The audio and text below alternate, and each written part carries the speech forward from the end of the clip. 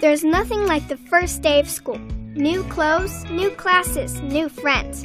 This year, a kid named Nick came to our school. At first, he seemed a little different. Sometimes during class, Nick makes noises and gets out of his seat.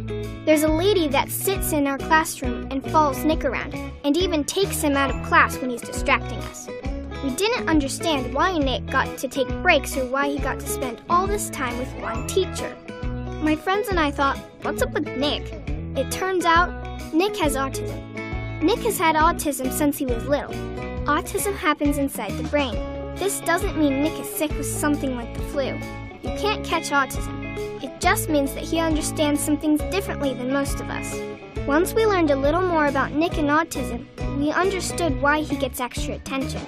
He just needs a little more help than the rest of us sometimes. The lady following him around is his aide. She's there to help him in the classroom. Sometimes small things bother Nick because his senses, hearing, sight, smell, touch, and taste, all work differently than ours. Like when we work on projects, we try to keep our voices down because Nick has trouble focusing if it gets too loud. As we got to know him, we learned what we can do to make it better for Nick so he can stay in class with us. Other kids with autism in your school might have similar challenges. The best way to help them is by getting to know them.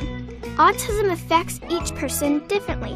No two kids with autism are the same. Some kids will talk with you, but not look at you. Others won't talk much, but will try to use other ways to tell you what they want to say. Some kids with autism may flap their arms or even rock back and forth. It may seem strange at first, but it's just something that makes them comfortable. Nick really likes building and talking about model airplanes. He even brought one in to show us how the propeller works. It was pretty cool. Sometimes, though, Nick doesn't stop talking about model airplanes. We listen because it's polite, but learn that it's okay to suggest new activities too. Some of us from class joined the art club together, and we invited Nick. He mostly draws pictures of planes, but we still have fun doing the projects together. Remember that you can always include your friend with autism in activities, even if he or she does it in a different way. Don't be afraid to ask your teacher or an adult for ideas that can work for everyone. Now that we know more about autism, it's no big deal. Nick is just a kid and a part of our class like everyone else. So just remember that all of us are different in our own ways.